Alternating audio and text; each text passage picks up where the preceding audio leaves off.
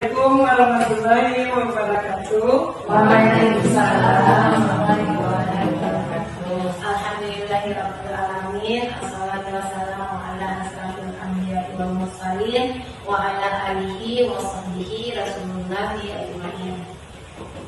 Pertama sekali marilah kita panjatkan puji dan syukur kita kehadirat Allah Subhanahu wa taala yang telah memberikan kesehatan kepada kita bersama sehingga kita dapat berkumpul di ruangan yang kita cintai ini. Dan salawat beriringan salam tidak lupa pula kita kirimkan kepada arwah junjungan kita, yakni Nabi Muhammad Sallallahu Alaihi Wasallam.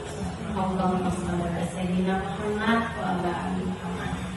Baik Bapak Ibu, terima kasih atas waktunya untuk dapat menyaksikan pemaparan dari saya tentang aksi nyata modul 1.4 tentang budaya positif. Baik Bapak Ibu, kita buka sedikit kegiatan kita ini dengan sedikit pantun. Jalan-jalan ke Mangga 2, tidak lupa membeli pasta. Cakep, itulah lupa, banget ya. Jalan-jalan ke Mangga 2, tidak lupa membeli pasta. Selamat datang rekan-rekan semua. Mari kita mulai presentasi dengan bahagia. Pergi ke toko membeli parfum, dapat hadiah sepotong coklat. Saya ucapkan assalamualaikum. Semoga presentasi ini bermanfaat. Baik Bapak Ibu, kita lanjut. Nah, pada slide ini izinkan saya memperkenalkan fasilitator kita, yaitu Ibu Osmaidah SPD. Saya sendiri calon guru penggerak angkatan 11, yaitu Rahmina Putri SPD, dan pengajar praktik Ibu Rizka Malina SPD. Pada pembelajaran dengan paradigma baru. Nah, pembelajaran dengan paradigma baru merupakan pembelajaran yang dirancang berdasarkan prinsip pembelajaran berdiferensiasi sesuai dengan kebutuhan peserta didik yang dapat mewujudkan profil pelajar Pancasila. Nah, lanjut kita kepada disiplin positif. Disiplin positif adalah merupakan salah satu cara menerapkan disiplin yang bertujuan menumbuhkan disiplin yang didorong dalam didik anak tanpa hukuman dan hadiah. Murid yang memiliki disiplin positif akan memiliki motivasi internal yang tinggi dalam menguasai diri untuk melakukan tindakan yang sesuai dengan nilai-nilai kebajikan universal. Sebagai pendidik, tugas kita adalah membimbing siswa untuk memiliki disiplin diri yang berasal dari dirinya sendiri. Siswa dalam melakukan disiplin positif tidak terlepas dari motivasi yang ingin dicapai oleh siswa itu sendiri. Baik, lanjut kita Bapak Ibu kepada disiplin positif dan nilai-nilai kebajikan universal. Untuk dapat mewujudkan budaya positif, sekolah perlu menyediakan lingkungan yang positif, aman dan nyaman agar murid-murid mampu berpikir, bertindak, merdeka, mandiri, dan bertanggung jawab. Nah, perubahan paradigma teori kontrol ke miskonsepsi.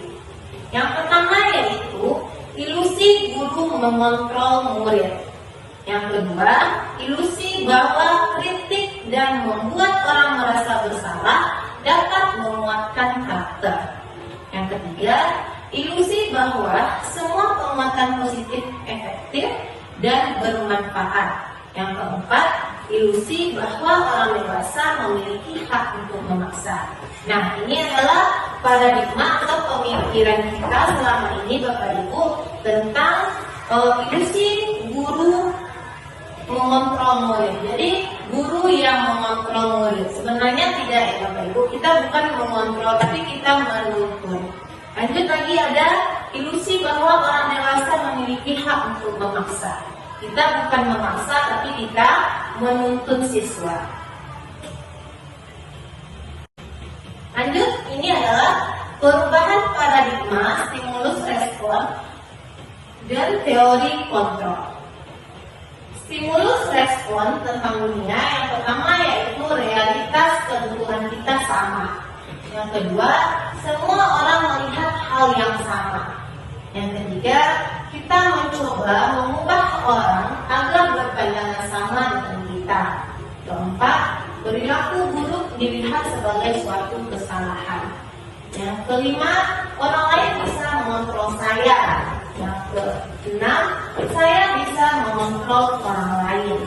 Yang ketujuh, pemaksaan ada pada saat bukan gagal. Yang kedelapan, model berpikir menang atau kalah. Lanjut ke teori kontrol tentang dunia. Yang pertama yaitu realitas kebutuhan kita berbeda. Yang kedua, setiap orang memiliki gambaran yang berbeda. Yang ketiga, kita berusaha memahami pandangan orang lain tentang dunia. Yang keempat, semua perilaku memiliki tujuan. Yang kelima, hanya Anda yang bisa mengontrol diri Anda. Yang keenam, Anda tidak bisa mengontrol orang lain. Yang ketujuh, kolaborasi dan konsensus menciptakan pilihan-pilihan baru. Yang kedelapan, model pemikiran menang dan menang. Nah, ini adalah perubahan paradigma dari stimulus respon ke teori kontrol. Ini jelas berbeda ya. Kalau yang di sini realitas kebutuhan kita sama, ini realitas kita berbeda. Karena pada dasarnya kita semuanya itu berbeda. Begitu, selanjutnya sampai ke bawah. Misalnya lagi ada pada hanya Anda yang bisa mengontrol diri Anda. Pada dasarnya kita yang bisa mengontrol diri kita sendiri, bukan orang lain. Baik Bapak Ibu, kita lanjut. 3 motivasi perilaku manusia.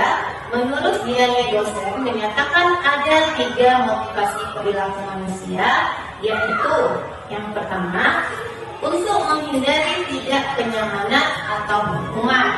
Contohnya yaitu apa yang akan terjadi jika saya tidak melakukannya. Nah, pada motivasi ini adalah tingkat terendah dari motivasi perilaku manusia. Yang kedua, untuk mendapatkan imbalan atau penghargaan dari orang lain. Contohnya, apa yang akan saya dapat apabila saya melakukannya. Lanjut, yang ketiga, untuk menjadi orang yang mereka inginkan dan menghargai diri sendiri. Saya akan menjadi orang seperti apa apabila saya melakukannya. Motivasi yang akan membuat seseorang memilih disiplin positif. Nah, Bapak Ibu, dari 3 motivasi ini, menurut Bapak Ibu, mana motivasi yang baik untuk kita lakukan? Kira-kira. Dari menurut Diane Dosen ini ada 3 motivasi, 1, 2, 3. Dari yang ketiga-tiganya ini, mana motivasi yang baik untuk kita lakukan? Kira-kira. Ya, Bu Desi. Kalau menurut saya berani yang tepatnya itu nomor 3. Iya, nomor 3. Baik, Bu Desi, terima kasih Bu Desi.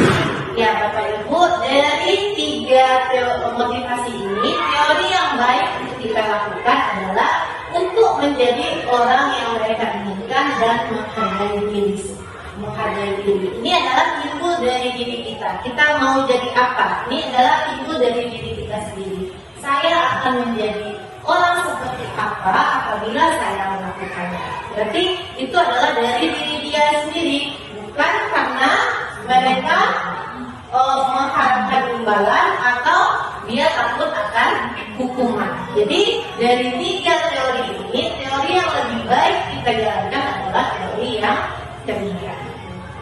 Baik Bapak Ibu, lanjut kita kepada hukuman, konsekuensi, dan restitusi. Hukuman bersifat tidak terencana atau tiba-tiba. Hukuman bersifat satu arah dari pihak guru yang memberikan hukuman dan murid yang menerima hukuman tanpa menilai melalui kesepakatan. Lanjut, konsekuensi. Konsekuensi sudah terencana atau sudah disepakati oleh kedua belah pihak, yaitu guru dan murid. Lanjut, restitusi.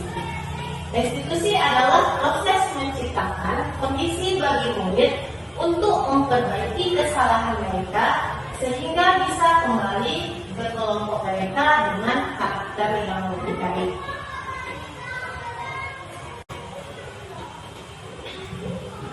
Nah, Bapak Ibu, di sini saya ada kalimat atau pernyataan. Saya minta Bapak Ibu ikut menentukan mana ini yang konsekuensi, mana yang hukuman ataupun restitusi. Nah, pada bagian pertama yaitu membersihkan tumpahan air di meja tulis karena tersenggol pada saat belajar. Ini kira-kira menurut Bapak Ibu masuk kepada konsekuensi, hukuman atau restitusi. Dan yang silakan Bapak Ibu. Ya, Bu Desi. Kalau menurut saya itu konsekuensi. Ya, bagus Bu Desi. Ya, ini benar, kita lihat dulu. Nah, benar Bu Desi, ini adalah konsekuensi. Kenapa ini konsekuensi? Karena membersihkan tumpahan air di meja tulis karena tersenggol pada saat belajar. Ini ada nilai kebajikan di dalamnya Bapak Ibu. Itu nilai kebajikannya apa kira-kira? Iya, bertanggung jawab ya Bapak Ibu. Jadi kita menanamkan bertanggung jawab. Apabila kamu melakukannya, kamu harus bersedia untuk membersihkannya sendiri. Lanjut pada pernyataan yang kedua, berjemur di lapangan basket pukul 12 siang karena mengobrol dengan teman-teman. Nah, kira-kira apa? Mungkin Sela bisa? Menurut saya itu hukuman. Ya, ini kita lihat dulu. Benar? Ya, ini adalah hukuman. Berjemur di lapangan basket pukul 12 siang karena mengobrol dengan teman. Ini tidak ada manfaatnya ya Bapak Ibu. Ini adalah hukuman yang sepihak oleh guru. Tidak ada manfaatnya, tidak ada nilai kebajikannya di sini. Berapa kita menyuruh menjemur anak di lapangan pas jam 12 siang. Ini tidak ada manfaatnya. Lanjut, yang ketiga, lari mengelilingi lapangan basket 2 kali karena terlambat hadir di sekolah. Oke? Hajri? Menurut saya ini termasuk hukuman. Ya, kita lihat. Ya, ini hukuman sama dengan yang kedua tadi. Ini tidak ada manfaatnya dan tidak ada nilai kebajikannya di sini. Menggantikan kertas teman yang telah dicoret-coret. Mungkin Bu Ebi menggantikan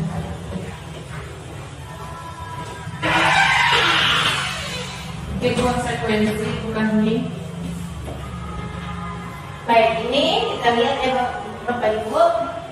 Ya, ini konsekuensi. Menggantikan kertas tugas teman yang telah dicoret-coret ini merupakan konsekuensi karena dia sudah melakukannya, berarti dia harus bertanggung jawab. Ini adalah konsekuensi ya Bapak Ibu. Lanjut lagi, murid diminta untuk push up 15 kali karena tidak menggunakan masker ke sekolah. Pipa? Menurut saya itu hukuman. Iya, kita lihat. Ya, nah ini adalah hukuman karena ini juga tidak ada nilai kebaikan yang ada di pernyataan ini. Apa ya, anak tidak membawa masker ketika sudah push up. Ini tidak ada kaitannya. Mungkin ada satu lagi, meminta anak berlari 2 lapangan saat terlambat terlambat masuk ke mata pelajaran PJOK. Kira-kira menurut Bapak Ibu apa? Meminta siswa berlari dua lapangan saat mata pelajaran PJOK, saat terlambat pada mata pelajaran PJOK. Kira-kira masuk kepada konsekuensi hukuman atau restitusi?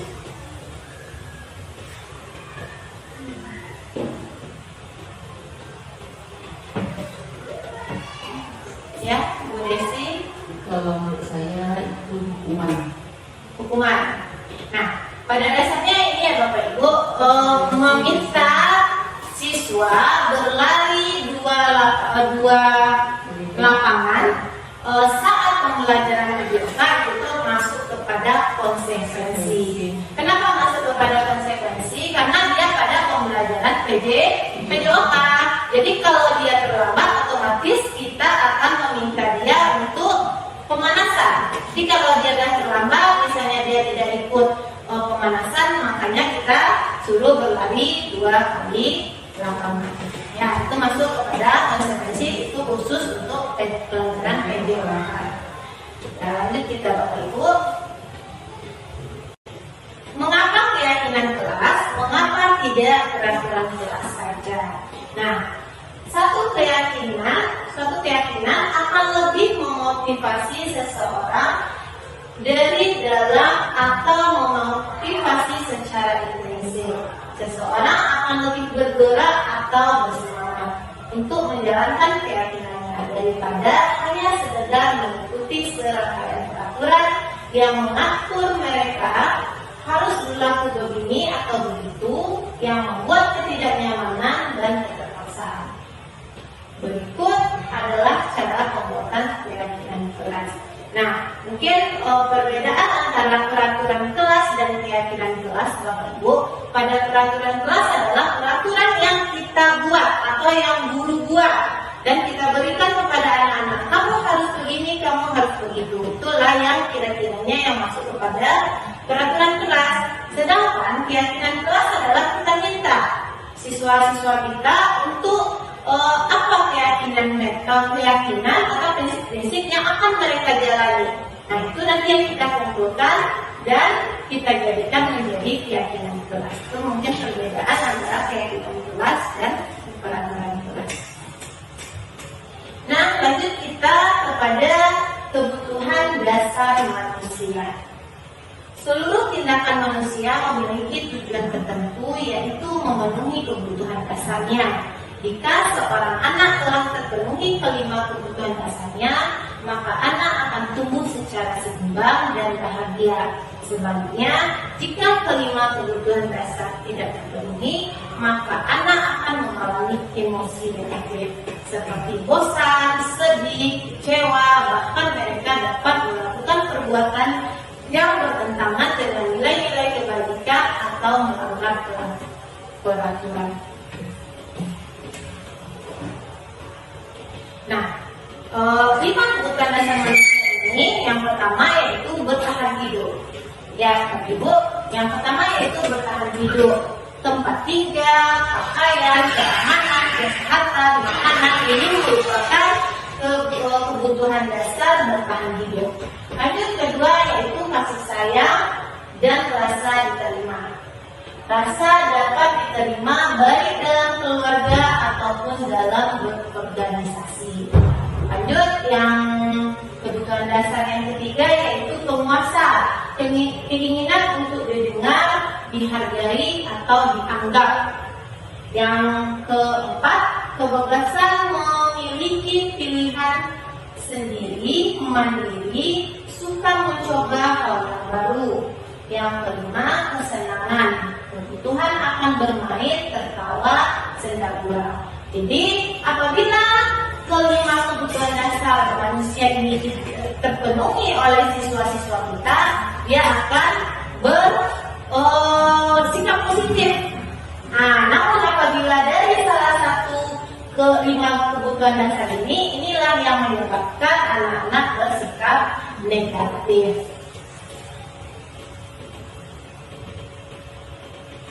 Nah, yang pertama kebutuhan bertahan hidup. Kebutuhan bertahan hidup atau survival adalah kebutuhan yang bersifat fisiologis untuk bertahan hidup. Misalnya kesehatan, rumah, dan makanan. Kebutuhan biologis sebagai bagian dari proses reproduksi termasuk kebutuhan untuk tetap bertahan hidup. Komponen fisiologis pada kebutuhan ini memiliki kebutuhan akan perasaan. Dalam kasus Doni di atas, apabila jawaban Doni ketika ditanya oleh Ibu Ambar adalah karena lapar dan orang tua tidak membawanya makanan atau makan siang, maka kebutuhan yang sedang berusaha dipenuhi oleh Doni adalah kebutuhan untuk bertahan hidup. Jadi cerita si Doni ini adalah seorang anak yang suka mengambil makanan dari temannya. Dalam beberapa kali dia guru tersebut mendapat aduan bahwa Doni ini sering mengambil makanan temannya.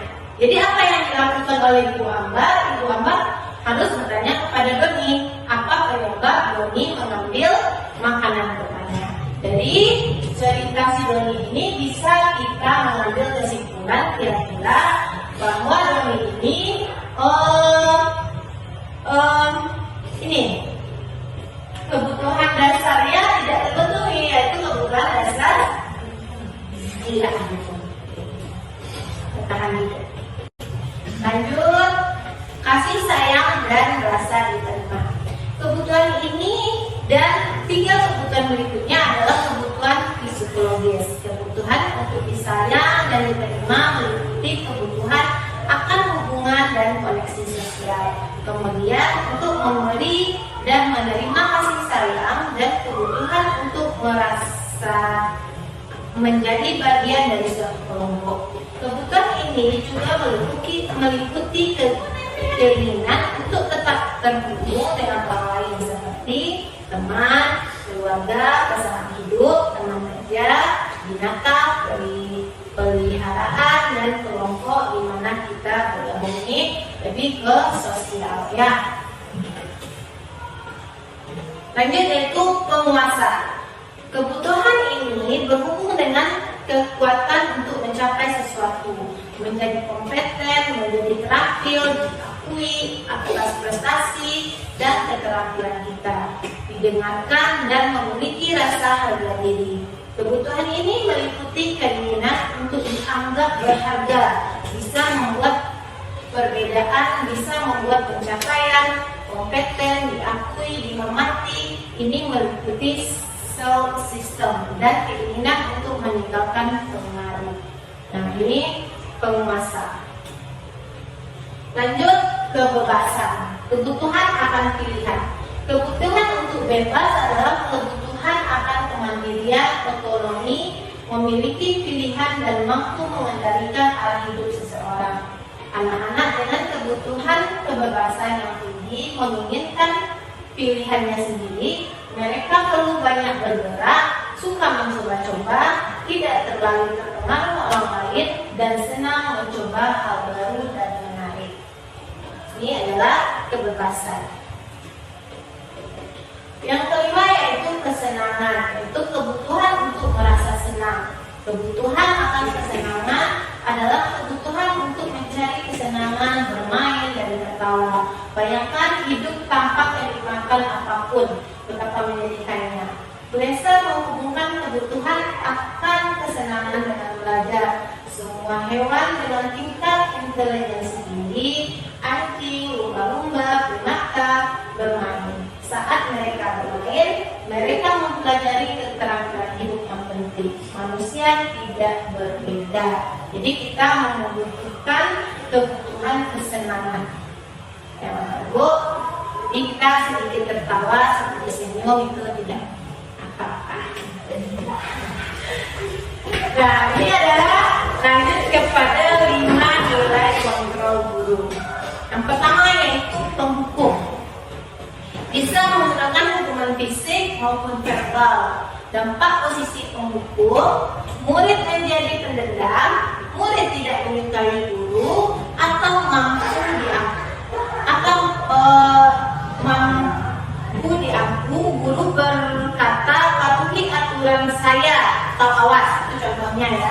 yang penghukum. Lanjut yang kedua yaitu pembuat rasa bersalah. Guru akan bersuara lebih lembut menggunakan keheringan yang membuat orang lain merasa tidak nyaman, bersalah, atau rendah diri. Kata-kata yang keluar dengan lembut akan seperti ibu sangat kecewa sekali dengan kamu. Dampaknya membuat murid merasa bersalah atau identitas gagal, rendah diri, dan menarik diri dari lingkungan. Jadi pada pembuatan rasa bersalah ini misalnya ibu sangat kecewa sekali atau nanti ibu yang kena marah, itu adalah nilai kontrol guru pembuat rasa bersalah. Itu contohnya. Yang kedua yaitu teman. Guru pada posisi ini tidak akan menyakiti murid. Posisi teman pada guru bisa negatif ataupun positif. Dampak positif teman, murid akan merasa senang, aman, dan akrab dengan guru. Murid tidak mandiri dan tidak bisa berpikir untuk diri sendiri. Nah, contoh kalimatnya ini, ayo bantulah ibu demi bapak ya. Ini kata-kata atau kalimat yang mencontohkan nilai kontrol guru yang sebagai teman. Yang keempat yaitu pemantau. Pemantau yaitu mengawasi dan bertanggung jawab atas siswa. Lanjut, yang kelima yaitu manajer, yaitu kebutuhan akan bermain, tertawa, cemerlang. Nah, dari 5 nilai kontrol guru ini, menurut Bapak Ibu, mana nilai kontrol yang baik untuk kita pakai sebagai guru? Dari 5 nilai kontrol guru ini, karena pada 5 nilai kontrol ini semuanya tidak positif, ada yang negatif.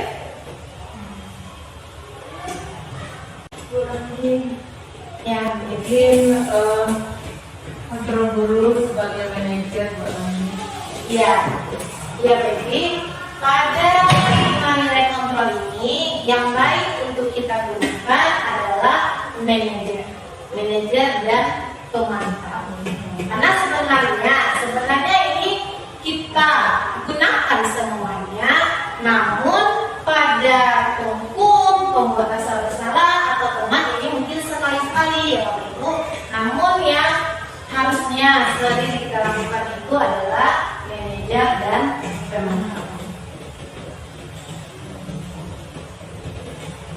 Nah, ini kita coba lihat yang kasus Ibu Ambar tadi. Kasus pertama, Ibu Ambar adalah guru wali kelas 2 di SD Pernikahati.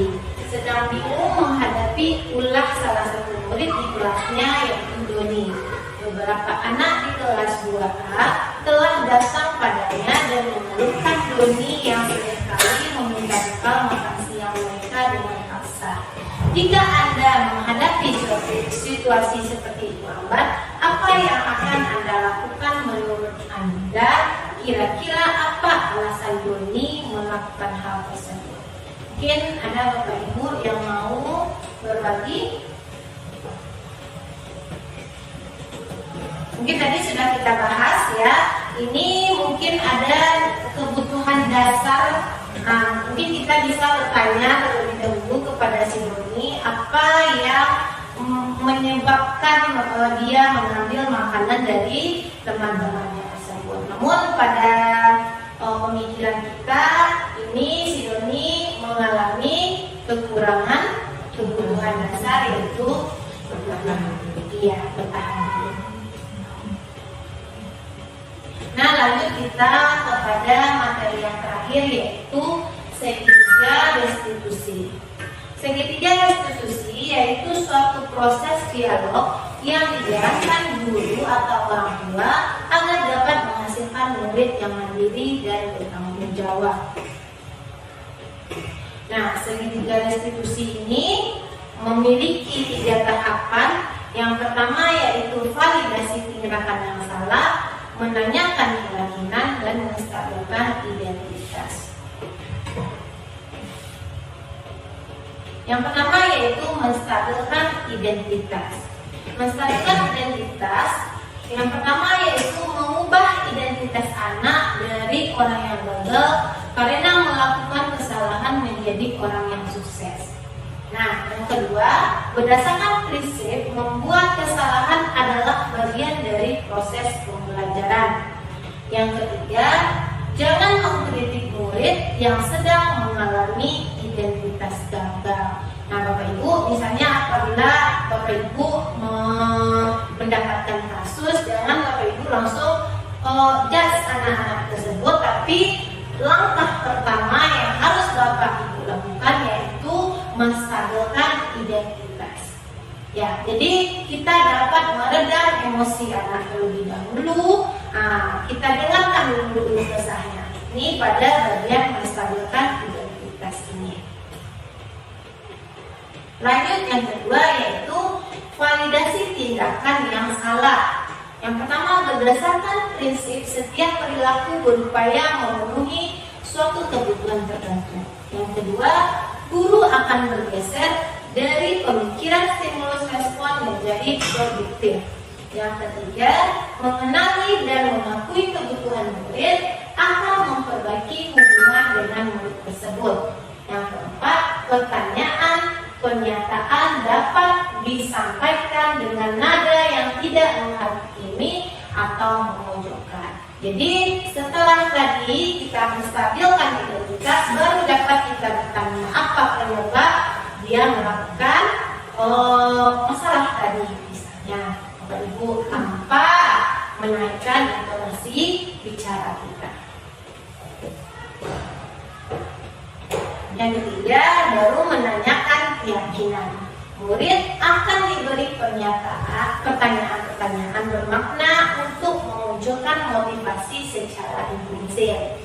Yang kedua, saat perilaku telah divalidasi dan identitas sudah sukses distabilkan, maka murid telah siap mengaitkan keyakinan dengan tindakan yang salah. Nah, di sini barulah kita masukkan nilai-nilai diberikan di sini pada tahap menanyakan keyakinan ini.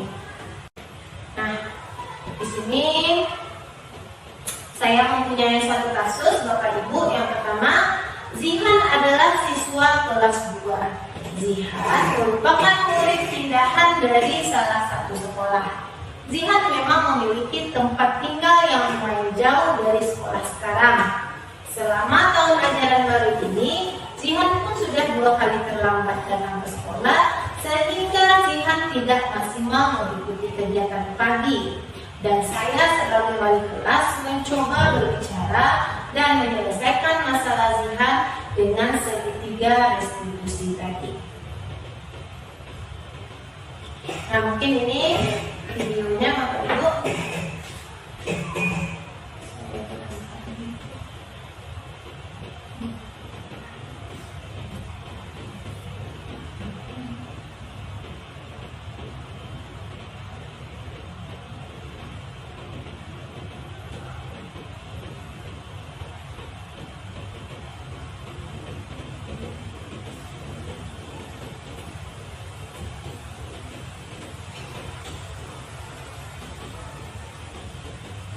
Benar ya?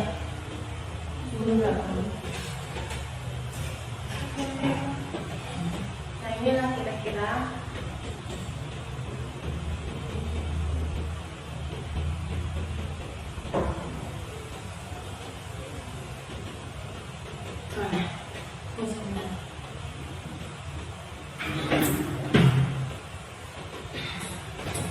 video aslinya dan punya.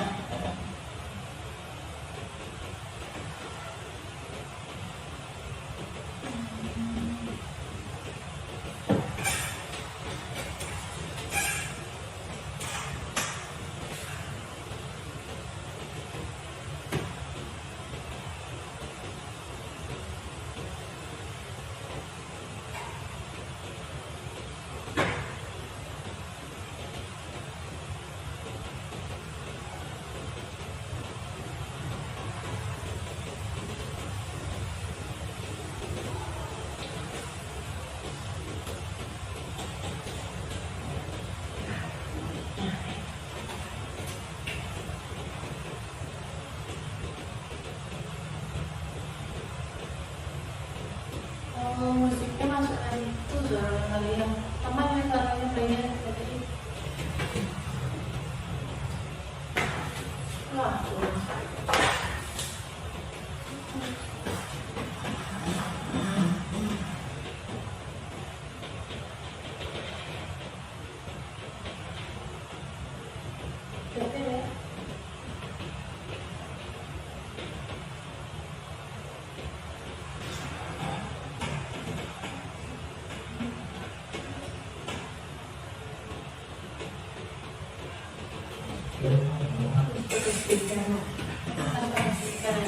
Nah, mungkin ini contoh restitusi yang saya lakukan Bapak Ibu, dan pada video tadi saya sudah melakukan ketiga dari langkah restitusi tadi Bapak Ibu.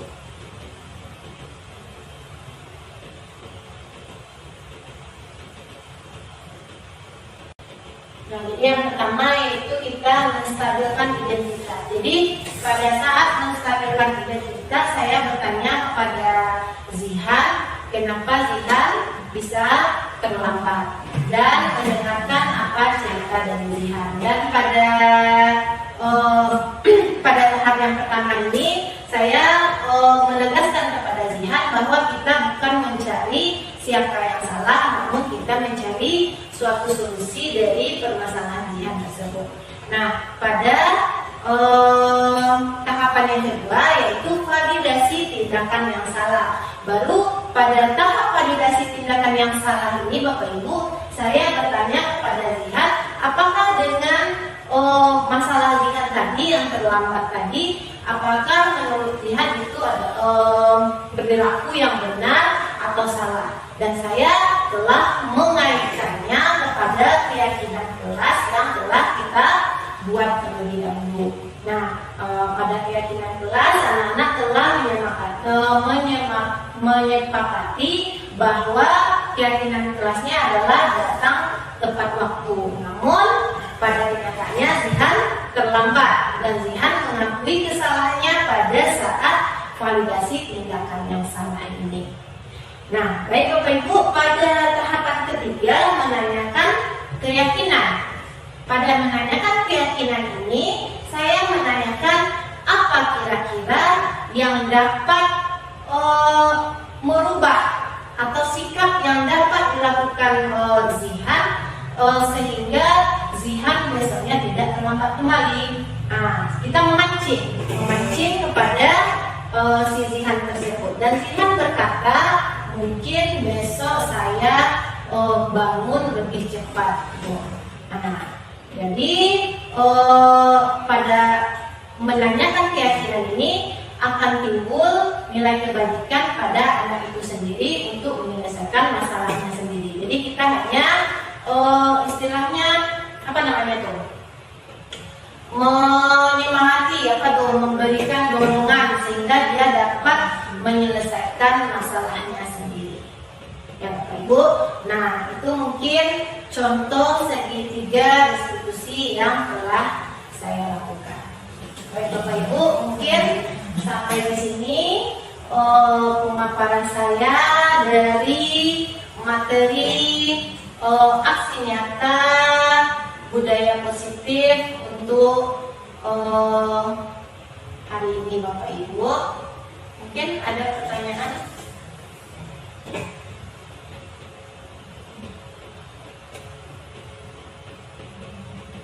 Pertanyaan Bapak Ibu mungkin sudah paham? Sudah paham, benar? Baik Bapak Ibu, apabila tidak ada pertanyaan, kita akhiri. Mungkin semoga pemaparan dari saya ini dapat bermanfaat bagi Bapak Ibu dan dapat diaplikasikan nanti di kelasnya masing-masing. Bapak Ibu, saya ucapkan terima kasih banyak atas waktunya. Apabila saya ada salah, saya mohon maaf. Assalamualaikum warahmatullahi wabarakatuh. Waalaikumsalam warahmatullahi wabarakatuh. Baik anak-anak Ibu, kelas 2 siap Bu. Kelas 2 siap Bu. Nah, sekarang Ibu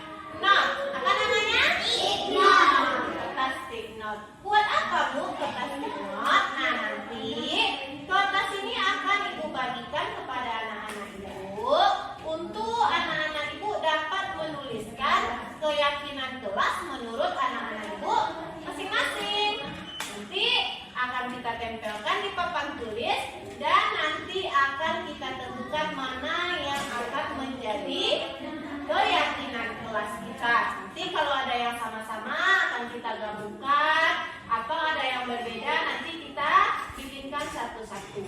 Paham? Paham. Nah, nanti anak-anak ibu tuliskan. Ibu akan memberi waktu. Boleh sebanyak-banyaknya, Bu. Boleh. Nanti kita akan gabungkan dia. Akan kita ringkaskan dia menjadi satu kata atau dua kata yang lebih tepat. Ya, sekarang anak-anak ibu boleh tuangkan saja dulu. Tuliskan saja dulu ke kertas ini. Nanti akan kita pilihkan mana yang lebih mudah kita pahaminya. Paham? Paham. Nah, sekarang ibu bagikan. Silakan anak-anak ibu tuliskan di kertas ini apa keyakinan kelas menurut anak-anak ibu. Ya. Anak-anak. Jauh.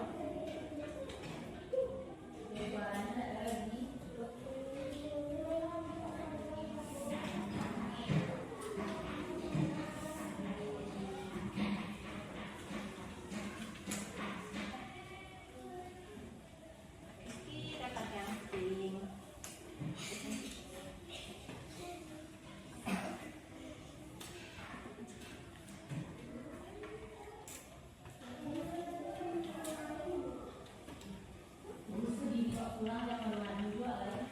Nah, silakan anak-anak ibu tuliskan apa saja menurut anak-anak ibu yang akan menjadi keyakinan kelas kita.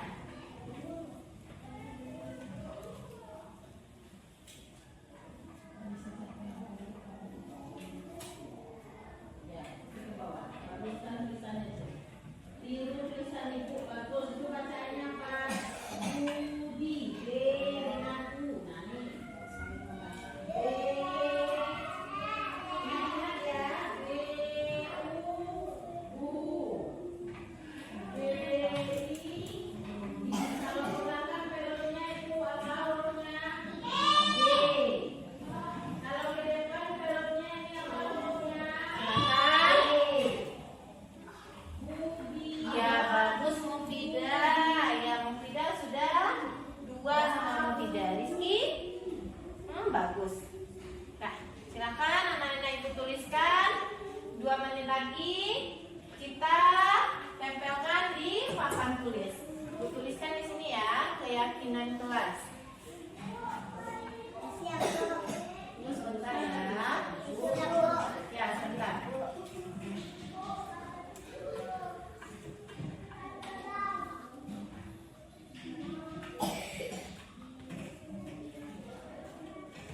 Nah, ibatnya selesai. Nah, silakan ibat. Ya, Nando, nanti gantian ya. Ya, nanti gantian.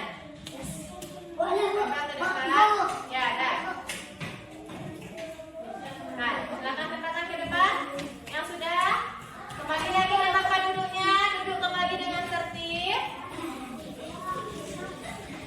Ya, boleh ganti-gantian ke depan. Ayo. Nah, kembali lagi ke tempat duduknya.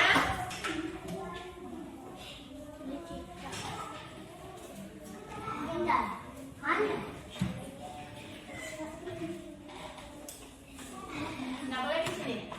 Nah, udah? Boleh ke tempat duduknya kembali.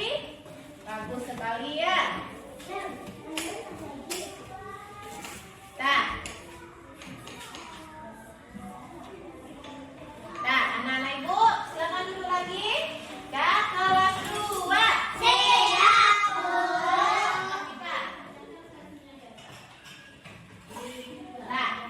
Nah, ibu akan bacakan satu persatu dan nanti ada yang hampir sama. Nanti akan kita jadikan dia menjadi satu saja. Ya, misalnya yang pertama ini ada bertanggung jawab. Bagus. Siapa tadi yang membuat bertanggung jawab? Hah? Ibat membuat bertanggung jawab. Bagus sekali. Bertanggung jawab atas apa saja ini? Boleh bertanggung jawab atas diri kita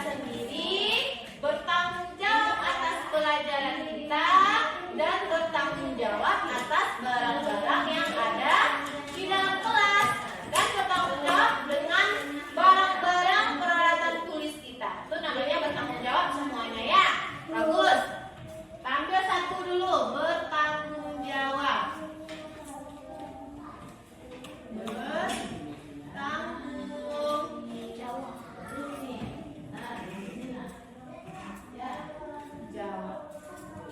Nah, yang kedua lagi, tidak membuang sampah.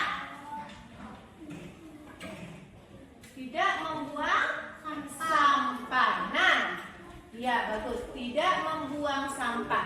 Tidak membuang sampah. Ini kalimatnya negatif ya. Ada kata-kata tidak. Coba kita ubah dia menjadi kalimat yang positif. Nah, apa tuh? Tidak membuang sampah. Kira-kira apa kalimatnya? Atau katanya? Tidak membuang sampah lebih baik atau membuang sampah pada tempatnya? Membuang sampah pada tempatnya. Bisa kita jadikan itu yang kedua? Bisa. Kita buat ya. Membuang sampah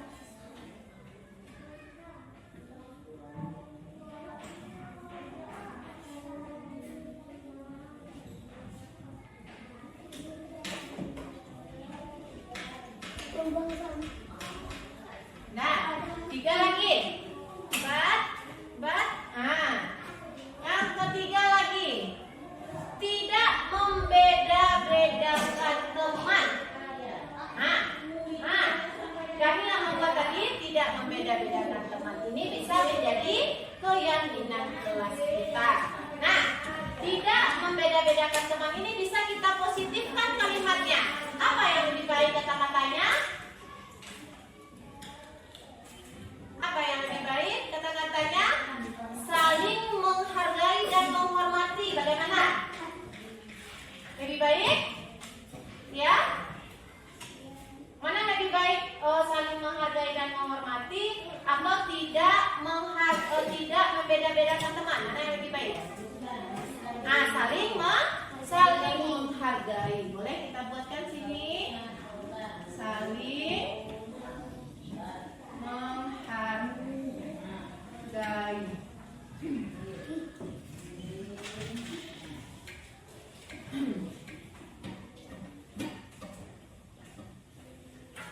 Saling tolong menolong?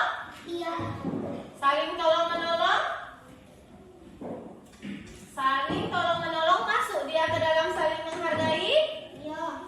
Kita tambahkan saja mungkin saling menghargai dan tolong menolong. Terus ada lagi, tidak boleh bermusuhan.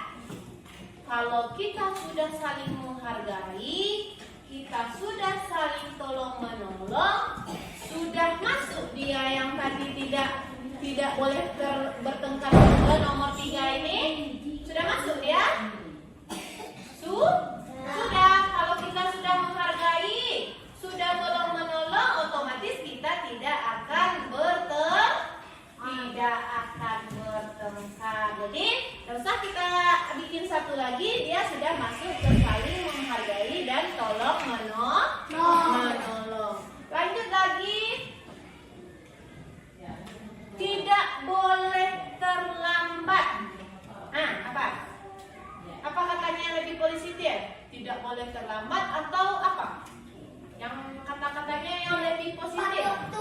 Apa? Bagus. Datang tepat waktu.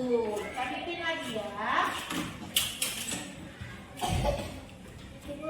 Datang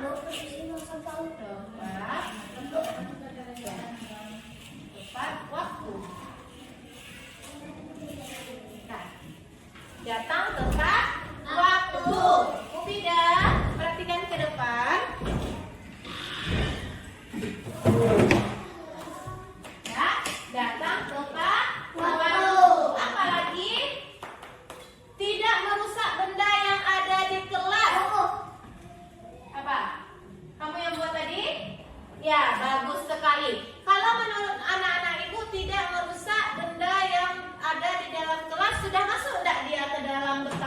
jawab? Sudah. Sudah ya. Jadi perlu lagi kita buatkan? Tidak. Tidak, karena sudah masuk dia kepada bertanggung jawab. Tidak boleh duduk. Tidak membeda-bedakan teman, sudah masuk ke saling menghargai. Tidak merusak benda, sudah masuk saling tolong menolong. Tidak boleh terlambat, tidak boleh membuang sampah. Sudah masuk dia. Jadi keyakinan kelas kita di sini yang pertama apa? Coba Rizky bacakan Rizky. Yang pertama bertanggung jawab. Yang kedua apa tidak?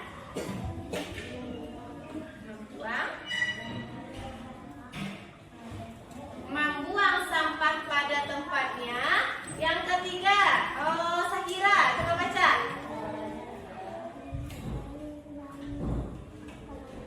Ya, saling menghargai dan tolong menolong. Di situ sudah masuk yang bertengkar, yang saling menyayangi, itu sudah masuk ke situ ya. Yang keempat, tolong baca Gani. Datang tepat waktu. Nah, sekarang anak-anak ibu sudah setuju tidak dengan keyakinan kelas kita ini? Bisa menjalankannya? Nah, sekarang kita akan tentukan nilai-nilai kebajikan yang ada pada keyakinan kelas kita. Yang pertama yaitu bertanggung jawab. Apa nilai-nilai kebajikan yang ada di dalam bertanggung jawab itu? Adalah bertanggung jawab. Bertanggung jawab atas apa saja? Semuanya. Baik itu pakaian kamu harus rapi. Baik itu benda-benda yang kamu bawa dari rumah. Misalnya buku, alat tulis, itu kamu harus bertanggung jawab sendiri. Apalagi atas benda-benda yang ada di dalam kelas kita. Dalam kelas kita, apa saja yang ada di dalam kelas kita? Ada meja, ada kursi, papan tulis, buku-buku, semua adalah tanggung jawab kita. Boleh kita rusak? Boleh kita sobekkan? Ada misalnya seperti kemarin si Raska main jungkir-jungkir di dalam kelas hingga mejanya patah, boleh apa tidak? Tidak. Nah, itulah yang masuk kepada nilai kebajikan bertanggung jawab. Tidak. Nah, perhatikan lagi yang kedua, membuang sampah pada tempatnya. Apa nilai kebajikan yang ada di dalam membuang sampah pada tempatnya itu? Apa kira-kira? Apa Rizky? Nilai kebajikan yang ada di dalam membuang sampah pada tempatnya? Apa tuh? Menjaga kebersihan. Kalau kita membuang sampah pada tempatnya, itu nilai yang kita ambil di situ adalah menjaga kebersihan. Kebersihan adalah sebagian dari iman. Iya, Nak? Iya? Kita harus menjaga kebersihan. Itu nilai-nilainya. Harus piket. Harus membuang sampah yang kita punya sendiri ke tong sampah. Walaupun ada teman yang piket, nanti kan ada teman yang piket, Bu, kenapa saya yang buang sampah? Nah, seperti itu. Tapi kita kembali lagi kepada bertanggung jawab. Harus kita buang sampah kita sendiri. Bisa atau tidak? Bisa. Itu kan anak-anak ibu yang buat tadi ya. Nah, itu yang nanti akan kita jalankan. Apalagi saling menghargai dan tolong menolong. Apa nilai kebajikannya? Apa nilai kebajikannya Atika? Saling menyayangi, saling menghormati, saling tolong menolong. Nah, itu nilai kebajikannya. Misalnya kalau ada teman yang bertengkar, apa yang dapat kita lakukan? Melerainya.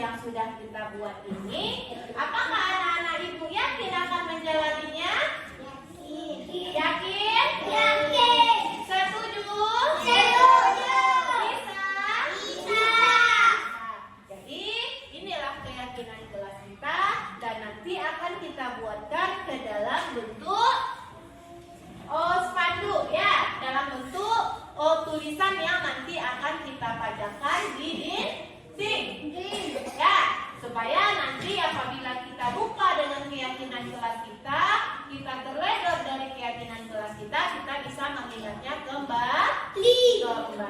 Ada paham? Ada.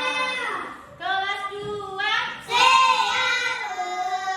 Oke, terima kasih ya telah bersama-sama kita membuat keyakinan kelas Ibu. Ibu selesaikan sekarang. Assalamualaikum warahmatullahi wabarakatuh.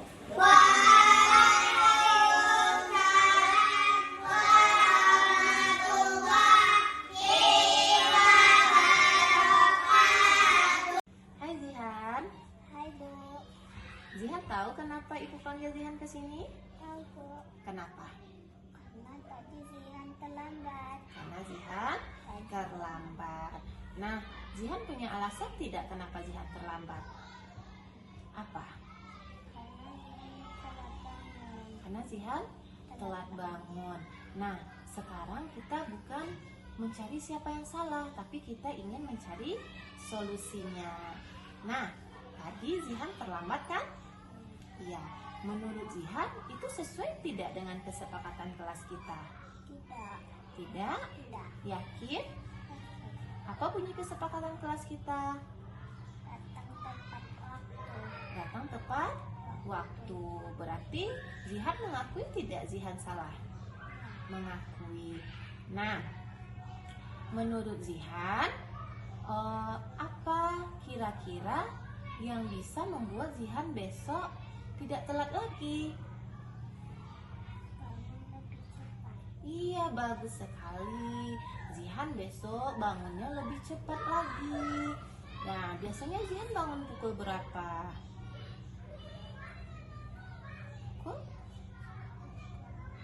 Pukul 6? Iya, biasanya Zihan bangun pukul 6. Besok Zihan bangunnya lebih cepat, mungkin setengah 6 atau pukul 5. Zihan sholat dulu dan langsung siap-siap. Ya, bisa? Zihan mau memperbaikinya? Mau. Kira-kira besok Zihan telat lagi apa tidak? Tidak. Zihan perbaiki ya. Jangan telat lagi ya. Ya. Sama Ibu. Jangan telat lagi ya, Nak. Dah. Zihan boleh kembali lagi ke kelas. Terima kasih. Ya. Hai Rafka. Ayo, Gimana kabarnya hari ini? set. Sehat. Nah, Rafka tahu enggak kenapa Ibu panggil Rafka ke sini? Tahu, Tahu kenapa? Coba. mematahkan kursi. Mematahkan kursi. Iya, tadi Ibu dapat aduan dari teman-teman Rafka karena Rafka mematahkan kursi. Nah, Rafka pasti punya alasan nih kenapa kursi itu bisa patah. Menjungkit jungkit Bu. Oh, jadi tadi Rafka main jungkang-jungkit, Ya Bu, akhirnya kursi itu jatuh. jatuh dan Baca. patah. Nah, sekarang kita tidak mencari ya siapa yang salah, tapi kita mencari solusinya ya Rafka. Ya Bu, Nah, menurut Rafka main jungkang-jungkit di kelas sehingga kursi kita patah. Itu sesuai tidak dengan kesepakatan kelas kita? tidak, Tidak sesuai? tidak. Yakin? Yakin. Yakin. Apa bunyi kesepakatan kelas kita? Bu, tidak boleh merusakkan barang yang di kelas. Iya, kita harus menjaga benda yang ada di dalam Kelas. kelas. Nah, menurut Rafka salah apa tidak? Salah. Salah. Nah, kira-kira apa yang dapat Rafka lakukan setelah ini? Menambahkannya Bu, Memperbaikinya? perbaikinya Bu. Bisa. Salah. Rafka mau memperbaikinya? Mau Bu. Mau? Mau. Kapan kira-kira Rafka akan memperbaikinya? Nanti Nanti. habis pulang sekolah bisa? Salah. Bisa. Nanti Ibu akan bantu Rafka memperbaiki kursinya. Kita sama-sama ya memperbaikinya. Ya Bu. Tapi Rafka janji, Rafka tidak akan merusak benda-benda yang ada di dalam kelas lagi. Rafka janji apa tidak? Janji Bu. Janji? Benar? Ya Bu. Jangan diulangi lagi ya. Ya Bu. Nanti kita perbaiki ya sama-sama. Ya Bu. Ya, jangan diulangi ya Rafka. Ya Bu. Nah, terima kasih. Sekarang Rafka bisa kembali. Nanti kita perbaiki ya. Ya Bu. Dadah Rafka. Ya Bu. Assalamualaikum warahmatullahi wabarakatuh. Dengan sikap Bu Rahmi, saya merasa senang dan saya merasa dihargai, serta saya mendapatkan solusi untuk masalah saya. Terima kasih. Bismillahirrahmanirrahim. Assalamualaikum warahmatullahi wabarakatuh. Perkenalkan, saya Ibu Hebi Faiza, rekan sejawat dari Ibu Rahmi di SDN 05 Birugo, Bukit Tinggi. Dari pemaparan diseminasi yang telah disampaikan oleh Ibu Rahmi tadi tentang budaya positif, ini telah membuka wawasan saya tentang paradigma baru, disiplin positif, kemudian nilai kebajikan universal, serta perubahan paradigma stimulus respon. Kemudian ada teori kontrol tadi, ada lagi 3 motivasi perilaku manusia, ada hukuman, konsekuensi, serta kebutuhan dasar manusia. Di sini juga tadi ada nilai kontrol guru serta segitiga restitusi. Dari pemaparan yang telah sampaikan Bu Rahmi tadi, saya tertantang untuk mencobanya di setiap pembelajaran yang saya lakukan. Dan tadi saya sangat tertarik sekali melihat video dari Ibu Rahmi dalam menerapkan segitiga restitusi yang telah Ibu Rahmi lakukan terhadap siswanya yang ada permasalahan. Dan saya termotivasi untuk mencoba menerapkan di pembelajaran di kelas saya nantinya. Dan buat Ibu Rahmi sukses selalu dan bisa menerapkan pembelajaran yang telah dipelajari di CGB ini di setiap pembelajarannya. Sekian, terima kasih. Assalamualaikum warahmatullahi wabarakatuh.